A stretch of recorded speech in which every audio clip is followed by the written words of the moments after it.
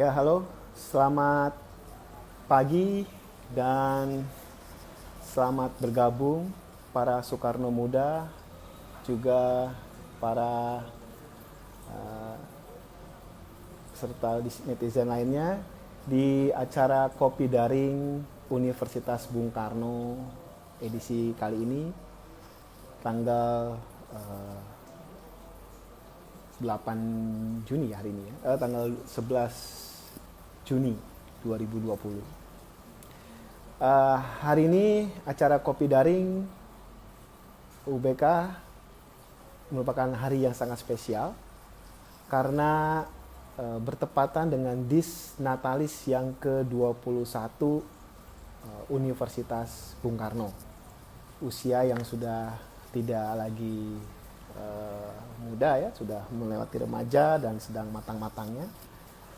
Dan di saat 21 tahun usia UBK kali ini, kita juga menghadapi persiapan adaptasi dengan teknologi.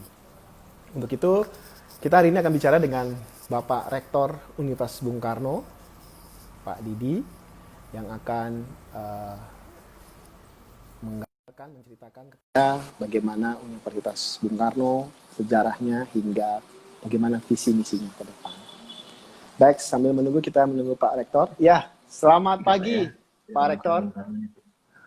Selamat pagi Mas Maestra, Pak Maestra, ya. Mas Maestra. Ya, Pak Rektor, terima kasih Pak sudah bergabung. Bagaimana kabarnya Pak? Ya, kabar baik dan sehat selalu. Alhamdulillah. Ya, semoga kita masih tetap semangat dan sehat-sehat semua ya Pak ya. Baik, ya, Pak. Kita harus selalu sehat di era COVID ini, Mas Maestra. Betul Pak. Saking semangatnya, saya juga semangat ingin memberikan pengantar untuk Pak Rektor. Ya, Pak Rektor ini, Pak Didi ini adalah Rektor UBK yang baru dilantik bulan Februari kemarin ya Pak ya? Ya, benar ya, Mas. Februari. Dan beliau ini adalah lulusan sarjana dari Universitas 17 Agustus Banyuwangi, kemudian S2-nya di Universitas Erlangga, ilmu hukum Pak ya, dan terakhir S3 di Universitas Brawijaya Malang, dengan spesialisasinya hukum tata negara. Baik Pak. Ya, baik Pak. Hari ini UBK masuk ke usia 21 tahun Pak. Mungkin Bapak bisa memberikan gambaran di usia 21 tahun ini, selama Bapak baru memimpin selama 4 bulan ini Pak ya, itu kesan Bapak bagaimana? Ya Mas Maestra, jadi Universitas Bung Karno sudah memasuki usia yang ke-21 tahun. Jadi saya sebelumnya mengucapkan selamat ya, Dies Natalis yang ke-21 Universitas Bung Karno, khususnya ke seluruh sivitas Akademi Universitas Bung Karno dan seluruh alumni Universitas Bung Karno. Jadi usia yang 21 tahun ini istilahnya sudah dewasa ya. Jadi istilahnya sudah dewasa, menginjak yang lebih matang seperti itu. Sehingga di usia yang ke-21 ini dengan perjalanan Universitas Bung Karno itu sudah istilahnya sudah menyampai pada tahap kualitas ya. Jadi sudah tidak diragukan lagi bahwa usia yang 20 tahun ini sudah kualitasnya sudah cukup memadai ya, sehingga tinggal terus mengembangkan. Termasuk juga ada pengembangan prodi ya. Jadi kita sudah memiliki 5 prodi ya, prodi ilmu hukum, ya, fisik, ekonomi, kemudian teknik Vkom, dan kemudian ada peningkatan khususnya kita telah membuka program studi pasca sarjana magister hukum yang mungkin ini nanti kedepannya diikuti oleh fakultas-fakultas lain yang membuka pasca sarjananya, dan tidak menutup kemungkinan ini segera juga akan segera dibuka program studi doktor ya ilmu hukum gitu. Nah ini jadi pengembangan UBK yang ke-21 tahun ibarat sudah sangat cepat sekali ya. Tidak hanya dari sisi kuantitas tapi sudah kualitas. Nah ini termasuk pendukung ya, sarana pendukungnya ini sudah semakin berkembang ya. Dan peningkatan ya kita terus mengembangkan termasuk meningkatkan sumber daya manusia yang dimiliki oleh Universitas Bung Karno. Jadi itu Mas Ristra ya. Artinya Pak, dari pengembangan, rencana pengembangan dan yang sudah berjalan dan yang akan ke depan ini kan merupakan bagian daripada bagaimana membangun Universitas Bung Karno sendiri Pak. Dan bicara membangun Universitas Bung Karno, maka tidak lepas dari nama besar dari universitas itu sendiri Pak. Di mana Universitas Bung Karno menggunakan dengan atas nama tentunya pendiri Republik ini dan juga Bung Karno satu-satunya universitas yang tahun 99 lalu didirikan tuh di Istana Negara oleh almarhum Pak B.J. Habibie. Nah, menurut Bapak ada apa keunikan, apa ada yang berbeda dari pendirian dari universitas dengan nama pahlawan besar yang ada di Republik ini, Pak? Jadi Universitas Bung Karno ini memiliki nama ya yang diambil dari nama proklamator seperti itu. Itu yang memang didirikan oleh penerus Bung Karno, khususnya keluarga-keluarga Bung Karno. Ya. Nah, universitas dari namanya Universitas Bung Karno ini tidak menyandang nama besar gitu ya, yang karena Bung Karno itu milik dunia dan sudah terkenal di seluruh dunia seperti itu. Sehingga Universitas Bung Karno ini ya harus mengikutinya seperti itu. Jadi tauladan yang diberikan oleh Bung Karno ini harus diteruskan. Nah, sehingga ajaran-ajaran yang ada di Universitas Bung Karno ya ini semua adalah mengimplementasikan dari apa nilai-nilai yang ada di dalam diri Bung Karno seperti itu.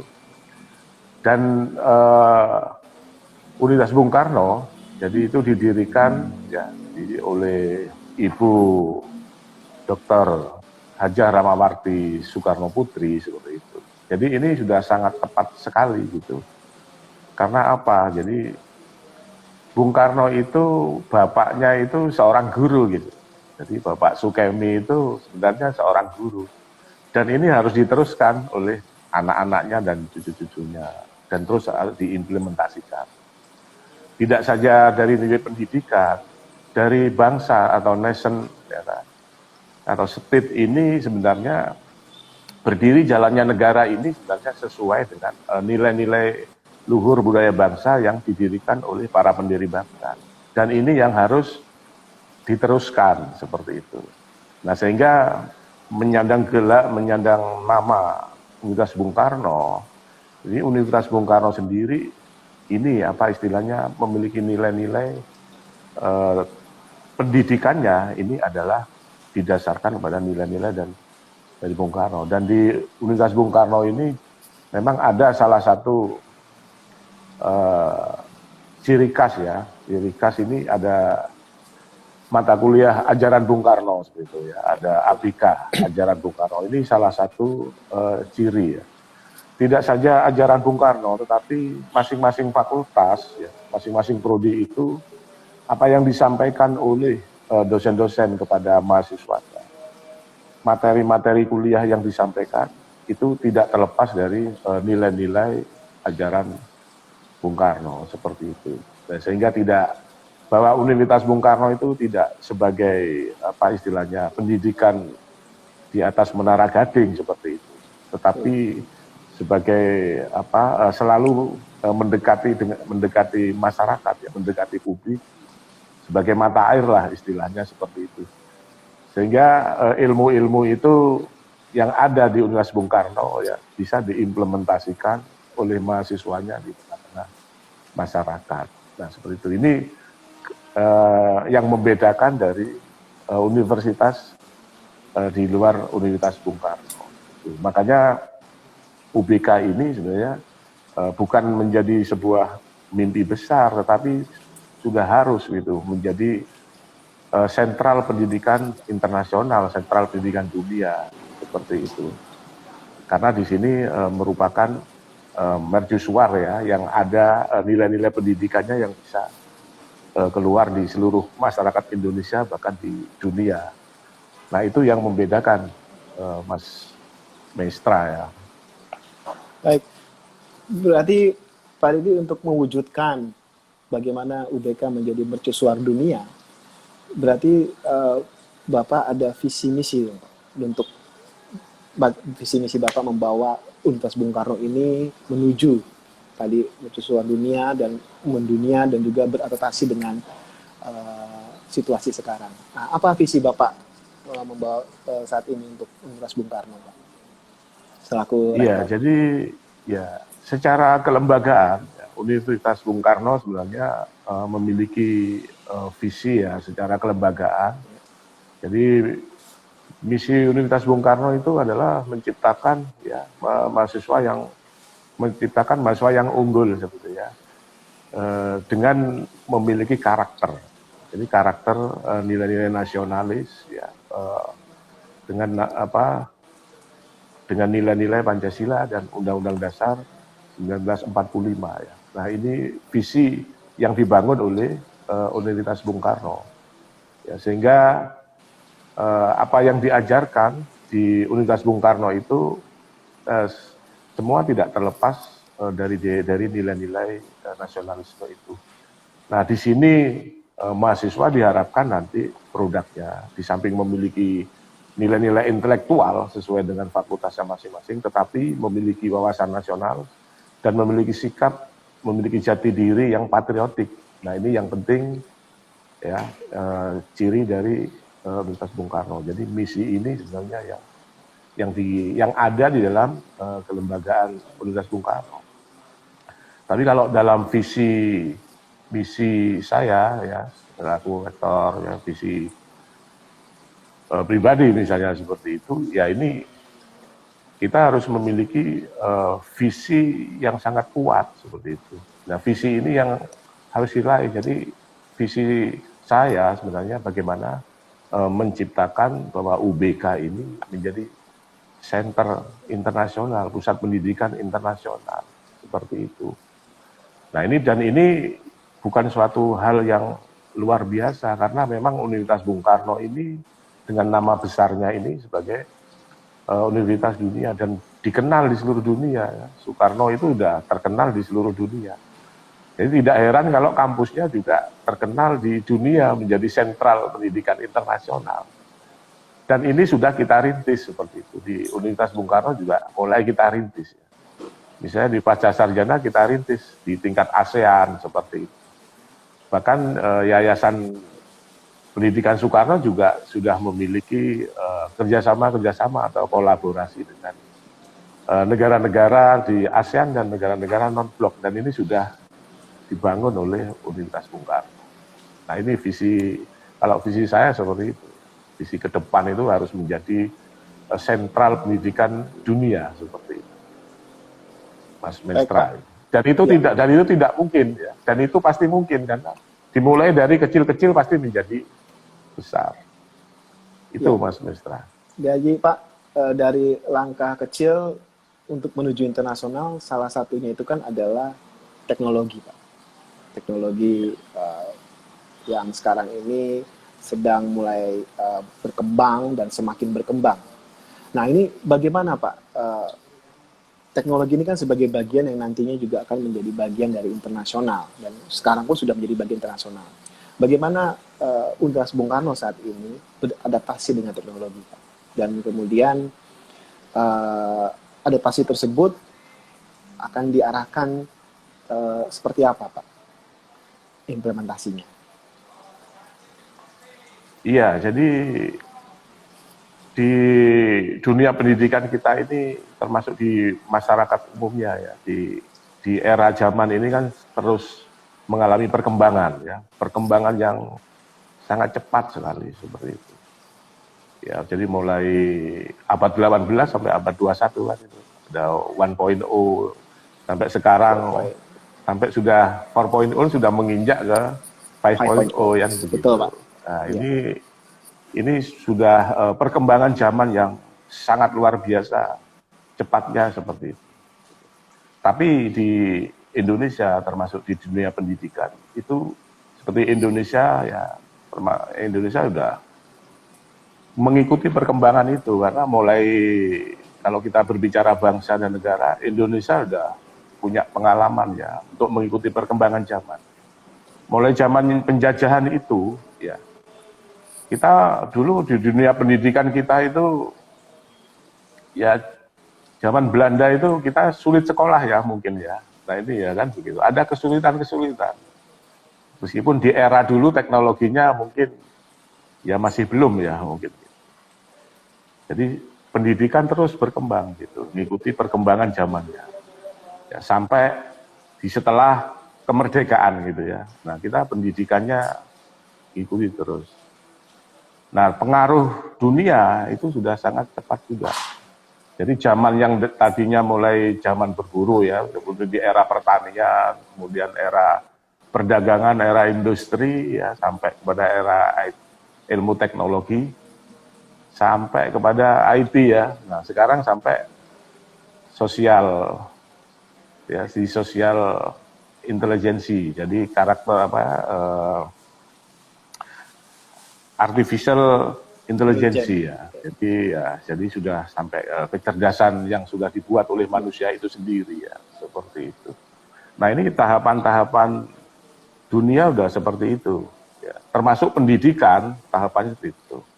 Nah kalau di Universitas Bung Karno, makanya sesuai ajaran Bung Karno, jangan sekali-sekali meninggalkan sejarah.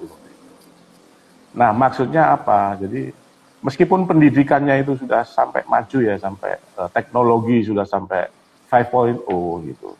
Kita tidak harus tetap dengan natur dan kultur bangsanya sendiri. Jadi itu. Sehingga yang perlu disiapkan di pendidikan kita ya tetap. Jadi manusianya ya, SDM-nya kita ini harus siap. Jadi mempersiapkan sumber daya manusia yang ada. Termasuk di Universitas Bung Karno, kita selalu menyiapkan sumber daya manusia ya, dengan IT-nya, tapi bagaimana kita ada pemikiran ya, mulai pemikiran yang kritis ya kan, inovatif, dan kreatif dan seperti itu. Nah ini yang harus dimiliki oleh mahasiswa termasuk mahasiswa Universitas Bung Karno untuk menghadapi tantangan zaman yang semakin cepat, Mas. Jadi itu ya. Artinya Pak, membekali mahasiswa Bung Karno dengan pikiran-pikiran kritis ya, Pak ya, atau yang bisa berinovatif juga, berkreatif juga, dan beradaptasi juga dengan teknologi ya Pak. Iya. Nah, kemudian bagaimana dengan mempersiapkan para lulusan Bung Karno ke depannya ini ketika keluar itu sudah dapat beradaptasi dengan situasi tersebut, Pak? Apakah dari dalam sudah Bapak ada program yang sudah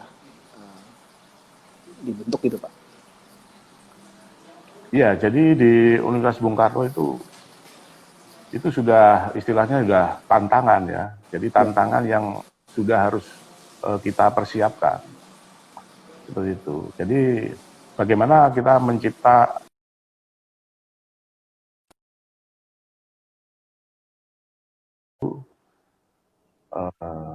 sudah menyiapkan ya, dari mana meningkatkan ya, selalu meningkatkan SDM ya, kemudian meningkatkan fasilitas, kemudian laboratorium ya kan gitu. Kemudian pola pengajaran yang interaktif ya antara dosen dengan mahasiswanya seperti itu. Nah sehingga akan nanti lulusannya ya produknya itu ya, artinya produk yang dimiliki ya. Jadi produk yang dimiliki juga menguasai teknologi, tetapi bisa diaplikasikan di tengah-tengah masyarakat. Jadi bisa diaplikasikan. Nah ini, jadi itu tetap harus selalu kita siapkan dan mengikuti perkembangan zaman yang semakin cepat ini. Ya. Artinya Pak, mempersiapkan SDM yang berkualitas itu sekarang sedang dibangun ya Pak ya, bagi membangun SDM berkualitas itu untuk beradaptasi dengan hal tersebut ya Pak ya. Iya, jadi istilahnya membangun semuanya ya, seutuhnya sebagai sistem kelembagaan ini harus dibangun bersama, tidak secara parsial ya, tidak secara parsial, tapi merupakan satu kesatuan, semua ditingkatkan. Ya, jadi ada semua peningkatan. Jadi misalnya harus ada, ya misalnya Fakultas Hukum ada lab hukum, ya teknik, ada lab teknik dan seterusnya. Gitu. Nah itu. Nah kemudian yang lebih penting juga di era 5.0 ini kan harus ada kolaborasi juga. Bagaimana dengan kolaborasi dibangun dengan antar perguruan tinggi atau dengan instansi pemerintah, instansi swasta yang bisa mendukung pola-pola sebagai lab baik internal maupun eksternal. Ini nanti hasil lulusannya yang diharapkan oleh Universitas Bung Karno sudah siap pakai seperti itu. Jadi siap pakai, baik dia nanti istilahnya itu bisa dia secara mandiri baik bekerja sama dengan instansi pemerintah maupun swasta. Jadi secara mandiri pun ini yang diharapkan dari lulusan Universitas Bung Karno itu yang sangat diharapkan. Artinya bisa menciptakan lapangan kerja sendiri. Jadi, betul Pak. Dan kalau secara keseluruhan Pak tentang teknologi 4.0 maupun 5.0 ini Pak, Bapak melihat kira-kira tantangannya apa nih Pak? Tidak hanya bagi mahasiswa UBK atau bagi Universitas Bung Karno, tapi juga bagi negara maupun bagi keseluruhan. Itu tantangannya apa yang dihadapi Pak dalam menghadapi era 5.0 maupun 4.0 maupun 5.0 Pak? Iya, jadi kalau di era 4.0 kan jelas ya di era digital. Itu di era industri ya. Jadi bagaimana kita ini harus berinteraksi kan begitu ya, berinteraksi di dunia digital itu, berinteraksi untuk bagaimana ada produk kan gitu. Era industri gitu. Kalau di dalam dunia pendidikan ya kita bisa melakukan interaksi di bidang digital disiapkan semua. Sekarang misalnya contohnya di dalam pengajaran ya kan, itu kan sudah menggunakan digital ya kan. Nah ini juga harus siap kan gitu, perangkat siap dan SDM-nya juga siap, dosen mahasiswa juga siap. Dan itu memang harus karena sudah zamannya ya, zaman seperti itu. Nah, sekarang contohnya sekarang ini di era COVID ya, pandemi COVID, ya mau tidak mau kita harus mengikuti era digital ini, dipakai perangkat untuk proses pembelajaran. Tidak hanya sebagai proses pembelajaran ya, tetapi dimanfaatkan. Jadi dimanfaatkan secara bijak, baik oleh dosennya maupun oleh mahasiswanya seperti itu. Ya. Nah sekarang di era COVID 5.0 itu ya tantangannya ya semuanya ya, civitas dosen dan mahasiswanya juga harus mengikuti. Jadi harus ada inovasi ya, kreativitas kan seperti itu. Untuk peningkatan SDM ya, berpikir kritis, inovatif, kreativitas kan begitu. Harus itu yang dilakukan. Nah, setelah itu di dalam untuk mencari produk ya, jadi perguruan tinggi kan harus melaksanakan tridharma perguruan tinggi. Tridharma perguruan tinggi pun ya, nah sekarang di era 5.0 ya, itu harus berkolaborasi dengan masyarakat, harus berdekatan. Tidak hanya teknologinya saja, tapi harus berdekatan dengan masanya, sehingga hasilnya tetap istilahnya ya bermartabat, berfungsi, tidak hanya teknologinya tapi sesuai dengan nilai-nilai kultur dan budaya bangsa yang dimiliki, seperti itu. Sehingga tetap meskipun di era teknologi, jati diri bangsa yang diawali dari mahasiswanya itu akan terbentuk. Jadi nation and character building itu akan terbentuk lewat perguruan tinggi.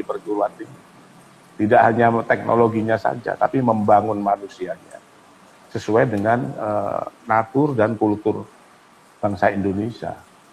Sehingga bangsa Indonesia itu punya karakter atau jati diri. Ya kalau Jepang punya jati diri ya kan, sesuai dengan kultur bangsa, meskipun teknologinya itu tinggi, tapi itu Jepang bisa berhasil itu karena didukung oleh fondamen yang kuat. Fondamen itu apa ya? Kultur bangsanya, natur dan kultur bangsanya itu pendukung Jepang, negara-negara Eropa. Nah Indonesia akan bisa maju ya juga akan didukung oleh kulturnya, itu tidak boleh ditinggalkan. Kita melaksanakan teknologi dan meninggalkan kultur yang enggak mendukung. Jadi apa yang diberikan di dalam lab perguruan tinggi ya, itu menghasilkan nilai-nilai kultur bangsanya yang dibangun dengan teknologi. Itu Mas. Poinnya sangat menarik Pak, di mana jati diri kultur itu harus dikaitkan dengan kemajuan teknologi. Dan untuk juga memajukan tentunya SDM masyarakat Indonesia ya Pak ya, khusus untuk masyarakat Indonesia tentunya hal ini. Baik Pak.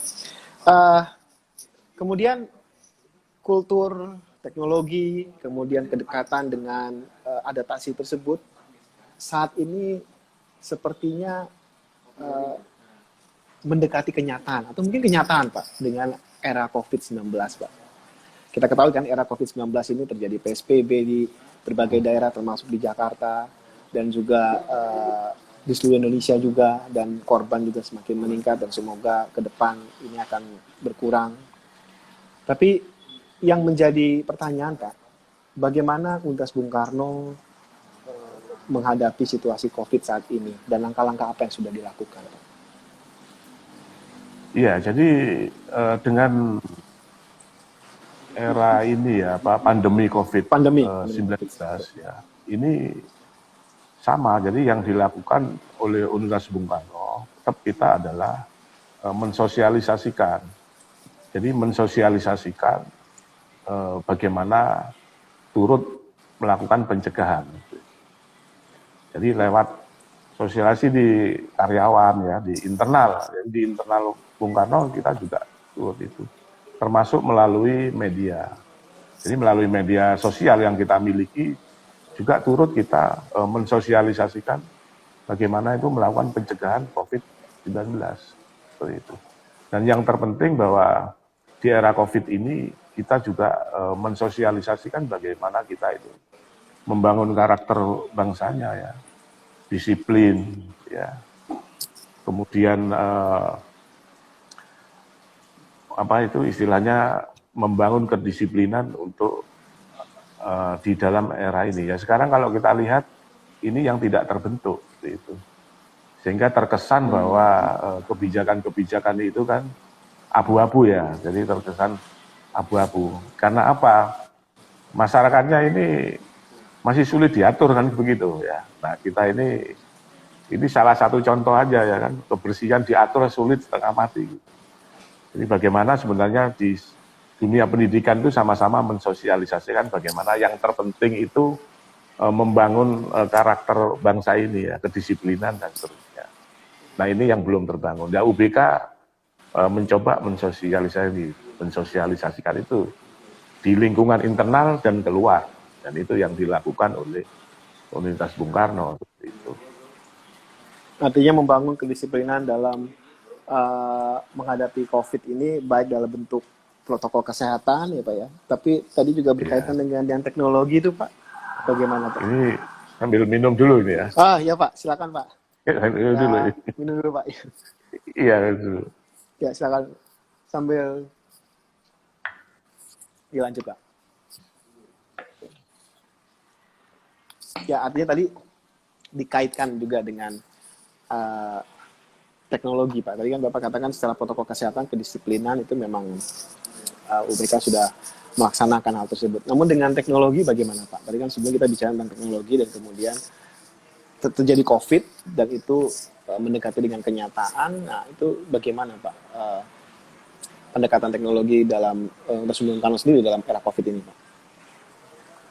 Iya, kalau dengan di era COVID, ya, teknologi di dunia pendidikan, itu semua itu sekarang sudah mengarah kepada era digital ya.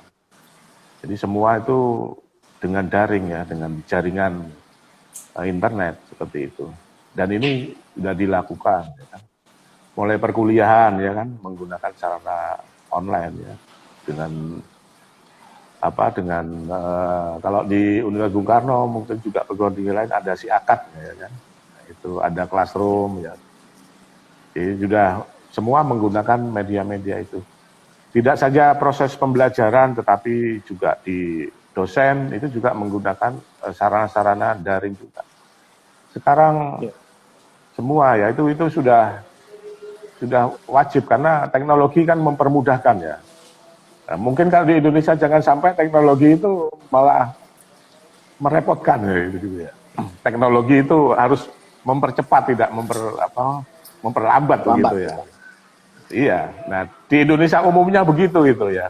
Kalau di Jepang dan lain teknologi itu kan untuk mempercepat ya. Di Indonesia masih setengah-setengah ya. Bahkan ada istilah teknologi kok semakin lambat ini kan. Tapi di dalam pendidikan juga dosennya sudah mengikuti. Ada yang namanya sister kan gitu ya. Semua data itu big data sudah masuk. Data dosen ya semua masuk gitu. Kemudian data kegiatan-kegiatan penelitian ya, kegiatan pengabdian apa semua dimasukkan di dalam sister. Jadi big datanya masing-masing dosen sudah lewat teknologi semua. Nanti arahnya semua seperti itu. Karya-karya mahasiswa sudah seperti itu. Masuk jurnal tidak saja sekarang ada di perpustakaan, tapi sudah masuk di dunia internet semua kan. Kita bisa buka di Google Scholar misalnya, di Sinta dan terusnya. Jadi sudah itu. Di Universitas Bung Karno juga sudah melakukan itu. Ya, secara pelan-pelan seperti itu sudah kita lakukan. Jadi sudah istilahnya sudah harus mengenal ya, mengenal kemudian sudah memahami dan mengimplementasikan, melaksanakan. Mau tidak mau karena eranya sudah semakin cepat ya. Maka sekarang di era 4.0 ini ya, di era 5.0 ini sudah semakin cepat juga karena manusia ini sudah menjadi bagian dari teknologi seperti itu. Tapi kalau di Universitas Bung Karno tetap kita mengacu bahwa teknologi itu dibangun dengan pola-pola kultur dan budayanya, tidak boleh lepas ya. Termasuk karya-karya dosen dan karya-karya mahasiswa itu adalah berdasarkan dengan budaya dan karakter kultur bangsanya. Dan itu akan memberikan pembaruan di dalam masyarakat seperti itu. Kalau kita hanya menerima teknologi dari luar, kita tidak bisa bersaing dengan bangsa yang lain. Dan bangsa-bangsa yang lain. Kita kan Indonesia bangsa besar. Indonesia itu masyarakatnya pinter-pinter ya, gitu. Kan semua bisa diakali kan begitu ya. Jadi saking pinternya semua bisa diakali, itu harus dikembangkan. Gitu. Artinya Pak, itu jadi selaku Bapak sebagai rektor Universitas Bung Karno dan sekaligus membawa alma mater Universitas Bung Karno, melihat tadi industri 5.0 dengan mengembangkan menyesuaikan dengan jati diri bangsa dan seperti apa, Bapak ada nggak konsep atau ada semacam pemikiran yang Bapak bisa tuangkan sekarang mungkin di GLF, seperti apa adaptasi yang bisa dilakukan sesuai dengan jati diri bangsa tersebut, Pak? Jadi kita tidak hanya sebagai konsumsi teknologi, tetapi kita mengkonsumsi teknologi, tapi dalam konsumsi teknologi itu kita juga mempunyai jati diri bangsa sesuai dengan nilai-nilai proklamator kita, sesuai dengan nilai bangsa kita yang kemudian secara mendunia itu akan menjadi bagian dari pemikiran bangsa Indonesia, Pak. Iya, jadi yang terpenting itu kita harus memiliki kepribadian terhadap budaya bangsa. Jadi kita harus memiliki kepribadian terhadap budaya bangsa. Dan ini yang harus dikembangkan. Seperti itu. Jadi kepribadian bangsa ini dikembangkan.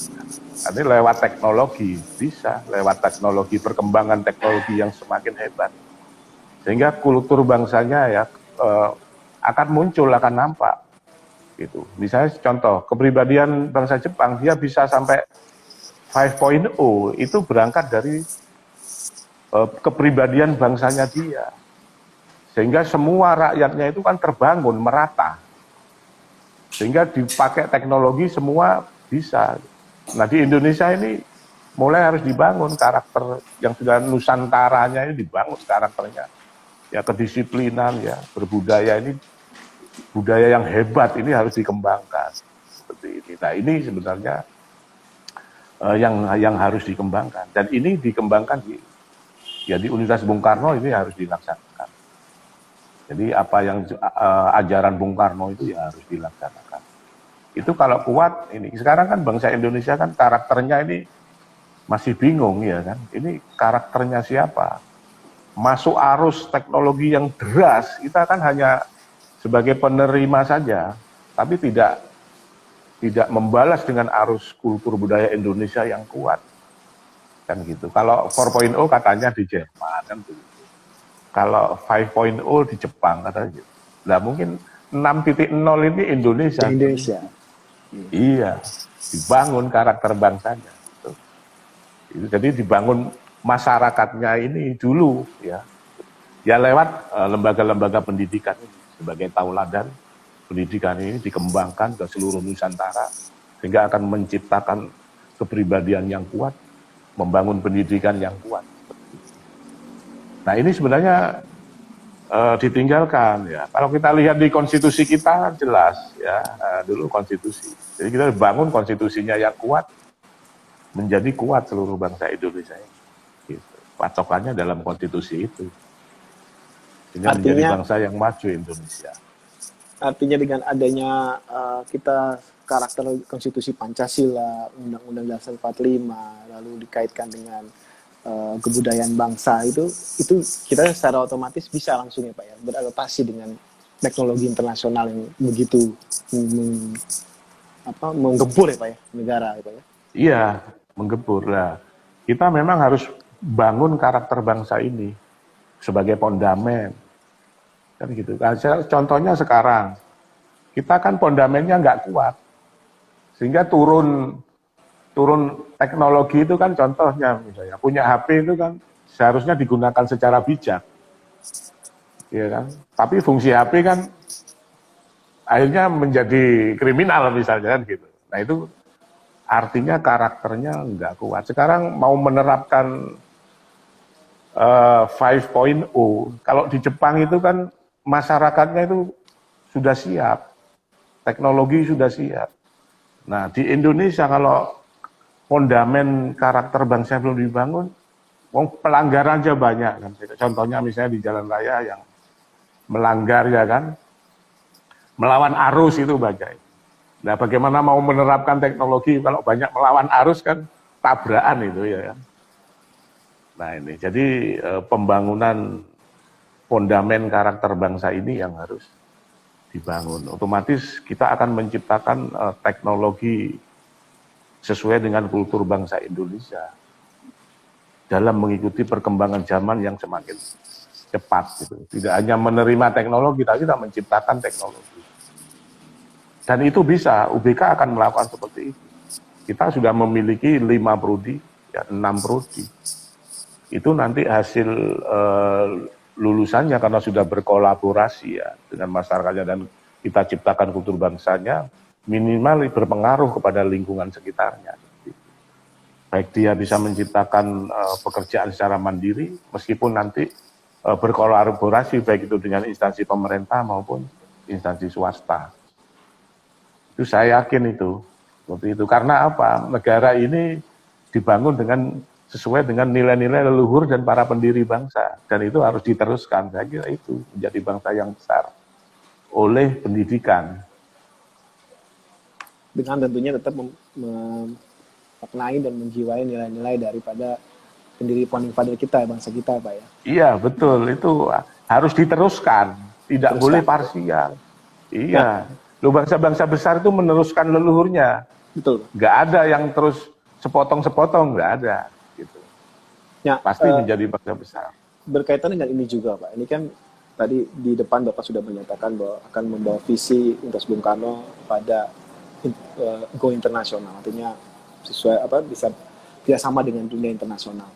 Nah, konsep seperti apa Pak ketika nanti Bapak membawa Universitas Bung Karno untuk bekerja sama dengan dunia internasional ini? Ada pegangan konsep-konsep dari ajaran Bung Karno apa, atau ada dari Bapak sendiri yang Bapak miliki dalam hal kaitannya merangkul kerjasama internasional tersebut? Ya, jadi Universitas Bung Karno ini sudah memiliki ciri ya. Jadi Ya. Di dalam pendidikan dan perilakunya itu menggunakan nilai-nilai Bung Karno. Itu sudah sudah diketahui secara publik seperti itu. Betul. Nah, dalam implementasi dalam bagaimana UBK ini menjadi go internasional, yang menjadi sentral pendidikan internasional. Nah, secara akademik, ya kita bisa melakukan kerjasama kolaborasi di perguruan tinggi di luar negeri, bisa di Eropa, bisa di Asia, ya, di Afrika. Jadi itu ada MOU ya, jadi pertukaran dosen. Tidak saja sebagai perkuliahan ya di bidang akademik, tapi di sektor riset juga seperti itu. Riset juga kita bisa melakukan kolaborasi dengan perguruan tinggi di dunia seperti itu. Bahkan bisa mendatangkan dari dunia ke UBK, UBK juga bisa ke luar negeri. Itu dari sisi riset, ya, termasuk dari sektor pengabdian masyarakat pun kita bisa lakukan. Kemudian kegiatan-kegiatan ilmiah itu juga bisa kita lakukan secara internasional, misalnya workshop internasional, ya, seminar internasional, dan sebagainya. Dan ini sudah kita lakukan, ya, dan kita mulai di program pasca sarjana, pasca sarjana magister ya, magister hukum di Universitas Bung Karno itu sudah memulai ya secara perlahan ya. Jadi kemarin misalnya dengan Universitas Thammasat ya, itu sudah melakukan kerjasama ya, dengan Universitas Pathomthani Thailand ya, dengan Universitas Kebangsaan Malaysia ya kemarin ya, dengan universitas di Malaysia kita sudah melakukan ini MOU seperti itu, baik akademik, riset ya kan, kemudian penulisan karya ilmiah ya. Nah ini yang terus itu. Nah bahkan secara perlahan nanti ya ini ke depan bisa membuka yang namanya universitas bisa membuka program internasional ya, program kuliah internasional atau double degree istilahnya. Jadi ada UBK bisa nanti perkuliahan di Thailand misalnya di sana beberapa bulan. Nah ini yang dimaksud dengan program-program internasional seperti itu jangka panjangnya itu seperti itu. Tapi kalau sudah hubungan-hubungan antar UBK dengan negara-negara itu sudah dilakukan, istilahnya negara-negara ASEAN, Asia ya, dengan negara non-blok itu sudah ada MOU dengan yayasan ya, dengan Yayasan Pendidikan Soekarno ya. Jadi Ibu Rahmawati Soekarno Putri itu sudah melakukan MOU, tinggal seharusnya ini diteruskan oleh UBK seperti itu untuk kepentingan di dunia pendidikan. Saya yakin bahwa Universitas Bung Karno itu ya, sudah akan mendunia seperti universitas lain yang ada di dunia seperti itu. Nah ini sebenarnya program-program go internasional di depannya nanti akan seperti itu. Nah, tidak saja UBK ini dikenal di Indonesia, tapi juga dikenal di dunia. Dan itu bisa dilakukan, karena sudah dimulai, meskipun mulai setapak demi setapak dan harus, dan wajib harus dilakukan. Kemudian untuk di dalamnya Pak, mungkin persiapan secara infrastruktur, secara SDM itu untuk dalam rangka kerjasama itu bagaimana Pak? Ya, jadi kalau di tingkat SDM ya itu terus mengikuti kan penyesuaian itu. Tapi yang terpenting sekarang bagaimana kita itu membangun semangat ya, semangat di internal ya, semangat di internal UBK. Itu sudah itu kemudian kita mulai melakukan penyesuaian, baik itu fasilitas, ya, peningkatan SDM, dan itu dibangun secara bersama-sama. Artinya lembaga dan SDM-nya dengan dosennya masing-masing itu harus menyatu. Ya, ini harus menyatu bersama. Gitu. Karena sekarang ini di dunia pendidikan tidak bisa berjalan sendiri-sendiri. Jadi lembaga dan SDM-nya ini menjadi satu kesatuan, menjadi satu sistem. Jadi contoh misalnya SDM, bagaimana nanti mengembangkan penelitian, ya, dosen melakukan penelitian, melakukan pengabdian, kegiatan ilmiah, ya kan, melakukan pengajaran. Nah ini terus, nah itu harus dilakukan. Nah sekarang tuntutannya seperti itu. Jadi itu kalau sudah istilahnya terus dilakukan menjadi satu sistem yang bagus, nah ini akan menunjang kegiatan-kegiatan nanti visi UBK, ya, baik secara nasional maupun internasional. Jadi kita terus menyiapkan SDM yang ada di Universitas Bung Karno, seperti itu. Secara bersama-sama seperti itu. Ya, yang terpenting itu tadi membangun karakter di dalam, ya kan. Karakternya kuat pasti keluar hebat seperti itu. Betul Pak, karena juga pesan-pesan dari pendiri bangsa dan juga dari Universitas Ibu Rahmawati Soekarno Putri juga sudah cukup banyak yang memberikan pesan-pesan, saran-saran bagaimana tetap mempertahankan jati diri bangsa dan juga nilai Bung Karno itu, ya Pak, ya. Iya. Ya, baik Pak. Untuk terakhir Pak, ada bagaimana harapan Bapak ke depan Universitas Bung Karno ini juga, dan selama nanti Bapak masih memimpin ini, apa yang akan Bapak harapkan, pesan-pesan apa yang ada Bapak ingin sampaikan untuk membawa agar Bung Karno ini, Universitas Bung Karno ini benar-benar menjadi mercusuar dunia. Ya, jadi harapan saya sebenarnya ya meneruskan cita-cita pendiri Universitas Bung Karno.